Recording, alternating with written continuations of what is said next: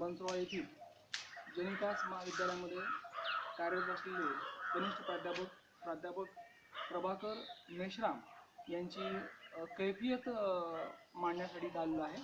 मागच्या 12 वर्षापासून प्राध्यापक मेश्राम सर कुठल्याही पगाराविना विना अनुदानित कनिष्ठ महाविद्यालयामध्ये काम करत आहेत आणि पगार नसल्यामुळे त्यांची होणारी जी काही फरफट आहे किंवा जे काही परिस्थिती आहे याच्यावर अक्षरशः त्यांनी मात केली आहे। परंतु आज त्यांचं वय जे आहे ते जवळपास 51 वर्ष वय आहे आणि आणखी 4 ते 5 वर्षानंतर ते निवृत्त होतील।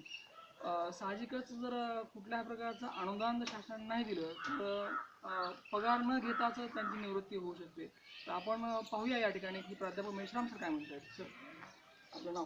माझं नाव प्रभाकर बाळकृष्ण मेश्राम, गाव मुक्काम माटोड आहे, पोस्ट कणस, तालुका मूर्तिजापूर, जिल्हा अकोला, विदर्भ मुदावला। सर आपलं शिक्षण काय झालं? माझं शिक्षण आहे M.Com BDIPS आहे, BJ MJ आणि MA पाली, नेट, B.Ed एवढं सारं करून मी आज कायम इंजिनिअरमध्ये काम करत आहे। आपण पाहिलं असेल या ठिकाणी की प्राध्यापक प्रभाकर मेश्राम सरांनी सांगितले की त्यांचं शिक्षण जे झालेलं आहे ते नेट पास आहेत, B.Ed आहेत आणि वेगवेगळ्या विषयामध्ये त्यांच्या पदव्या आहेत।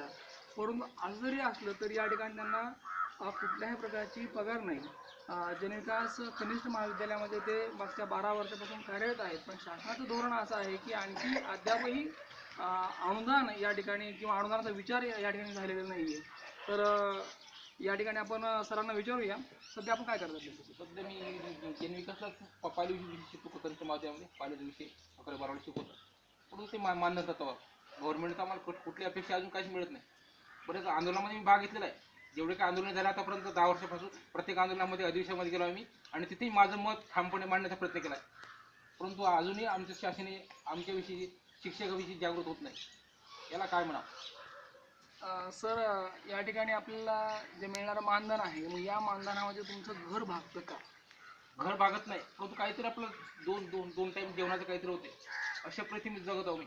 मला कुठल्याच काही शोक नाही, परंतु खाण्यापिण्यामध्ये काहीतरी भागवायचं आणि कधी कॉलेजमधून जेवणाचा फोन होते, कधी आपल्या घरादारापासून आमची खोली मालक त्यांच्याकडून भाजी वगैरे मागवायची किंवा जेवण करतो। सर तुमची कौटुंबिक अवस्था काय नेमकी, यामध्ये तुमची जी पत्नी आहे किंवा आई वडील असतील यांच्याबद्दल काही सांगा। घरी माझे आई वडील गरीब होते आणि अशा परिस्थितीमध्ये 2007 मध्ये माझं लग्न झालं आहे। त्यावेळेस माझी पत्नी माझ्याजवळ होती, परंतु नंतर तिला नोकरी लागल्यामुळे ती गावी गेली आणि तिने मला सोडून दिले। माझी आठवणीची मुलगी आहे आणि मुलीने सुद्धा मला दाखवत नाही। अशा परिस्थितीमध्ये तिनेच आज माझ्यावरती केस केली आहे आणि माझ्या मुलीला खावटी द्या म्हणतात। मला यवतमाळ कोर्टामध्ये महिन्यात जावं लागते। आपण पाहिले या ठिकाणी की प्राध्यापक बाळकृष्ण मेश्राम यांची कैफियत काय आहे नेमकी। मागच्या 12 वर्षापासून पगाराविना ते काम करत आहे, शासन कुठल्या प्रकारची दखल घ्यायला तयार नाही आणि पगार नसल्यामुळे त्यांची जी पत्नी होती त्यांना नोकरी लागली आणि त्यांनी तिला सोडून दिलेलं आहे। त्यांची 8 वर्षाची मुलगी आहे आणि त्यांनी मुलीलाही पाहिलं नाही आहे। आज अशी अवस्था आहे की कुटुंबजवळ नाही, शासनाची कुठलीही अनुदान देण्याची कुठलीही पॉलिसी